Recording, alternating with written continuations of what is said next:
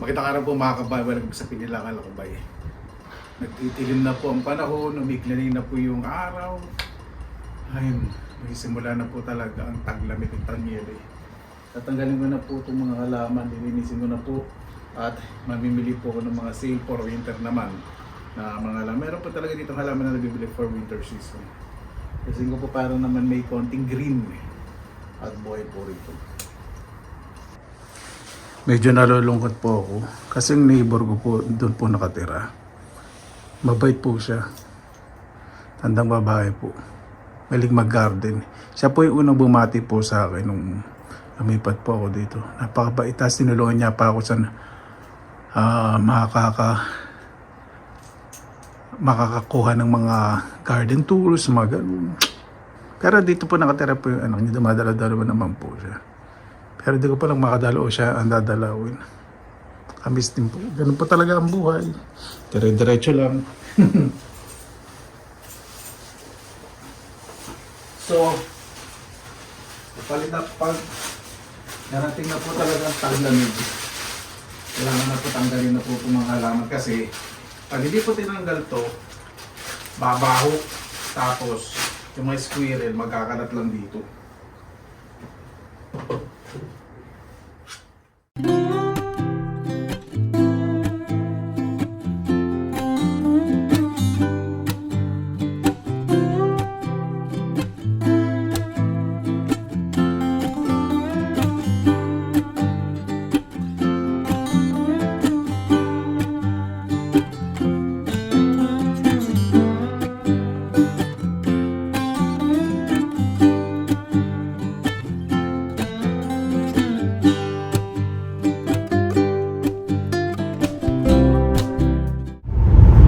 Good news po.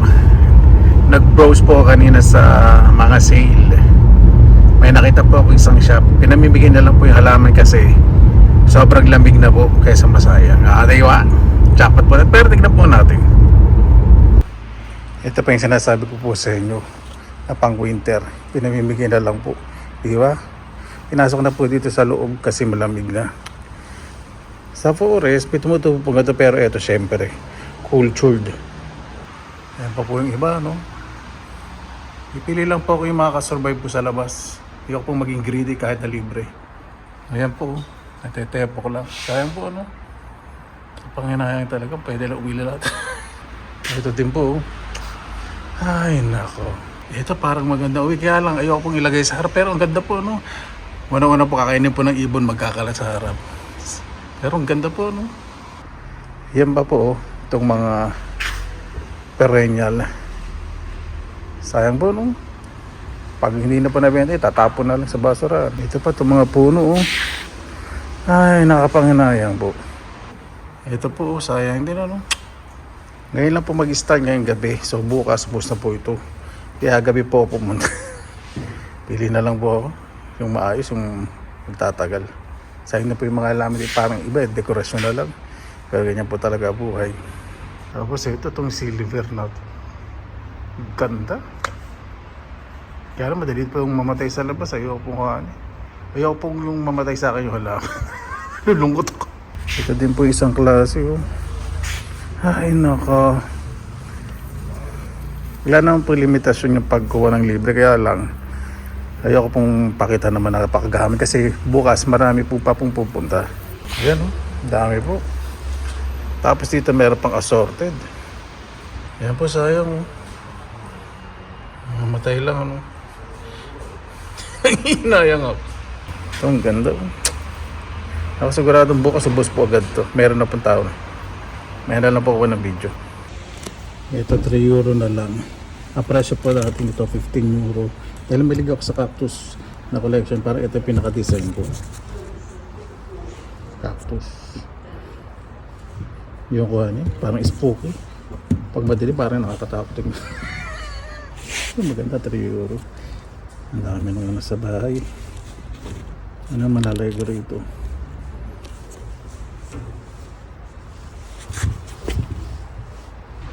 Siya nga po pala. Ito paggawa po sa water lily. Ayan po, oh, yung mga tangkay. Pinatuyo yung tangkay ng water lily. Nabasa ko yung material, eh. Yan po, oh. Galing po, di ba? Ayan po, bumili ako ng cactus sa loob ng bahay. Collection ko. So ito libre. Yun, mga libre po yun. O diba? Konti lang kinuha ko. Para sa harap lang. O kapag bibili po ng mga halaman dito o may mga libreng paper, saka pambalot, libre po yan. Kaya magbabalot sa sarili ninyo. Di ba? Lahat libre-libre. Ayan po mga kabahay. Hindi ko na po kinuha yung may bunga. Meron po kasing dumating na maraming tao. Hindi rin po nila kinuha. Iba sabi nila wag kasi yung mga ibon kakaya nila po sa harap.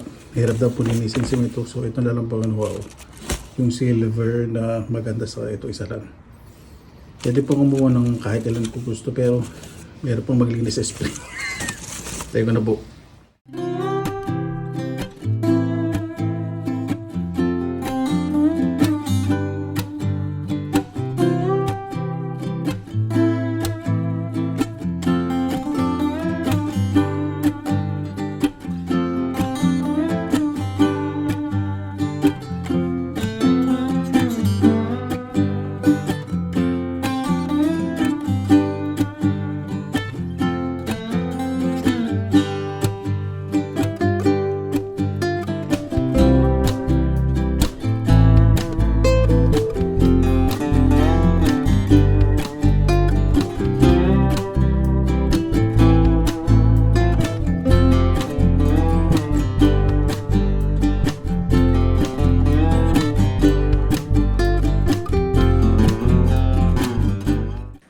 Mga kabayan, di ba?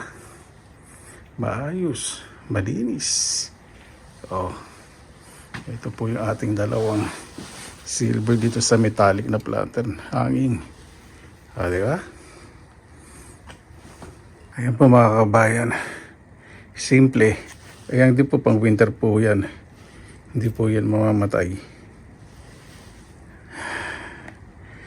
Ayan, nakaka-relax.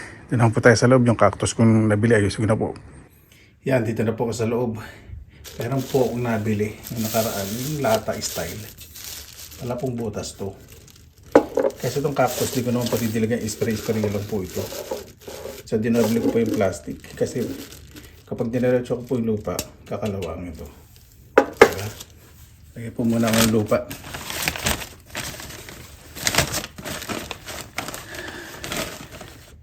Itong cactus at least, kahit na sa paglayas ko, di madiligan, di ba?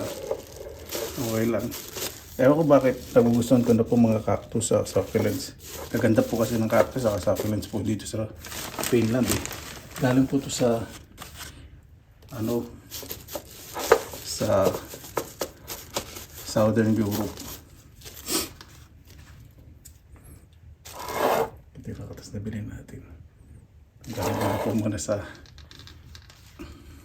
hindi na ba siya masyadong matinik kasi hindi ko pa naman nakikita yung dugo sa kamay ko eh.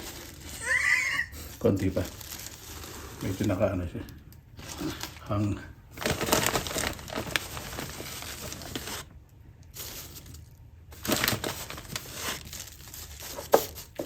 yan. Gusto po talaga ng cactus siksik po yung lupa. Yan, perfect. Perfect po. Ito sisiksi ko lang. Ayan po mga kabayan, tapos na. Di ba napakaganda. Pag maglalagay po yung cactus sa loob, lagyan nyo po ng bato-bato po yan. Tapos meron pong crystal pebbles. Nabili ko po. O di ba? Mga bato po yan. Kailangan siksikin po ninyo. Huwag naman yung pinapipiga po yung halaman. Kailangan po hindi gumagawa. Yan po yung gusto ng cactus. Tapos huwag nyo pong didiligan muna. Ayan nyo po muna siyang mag-stabilize kasi nasiksik naman natin yung lupa. Pagdilig po niyan, every 6 months or 1 year, pag nasa ng bahay, saka lilinis-linisin po ninyo. Diba, ganda? Nabili kong lagyan eh, 1 euro lang po yan. Recycled, antique. Paano po? Maraming salamat po sa inyong oras na ilan sa Pinilangang Lakbay. Ay, hindi na ako mapagkatulog sa pag-uwi sa Pilipinas. Basta lagi po tayong positive vibes, good vibes. God bless, ingat po lagi mga araw. Laban lang!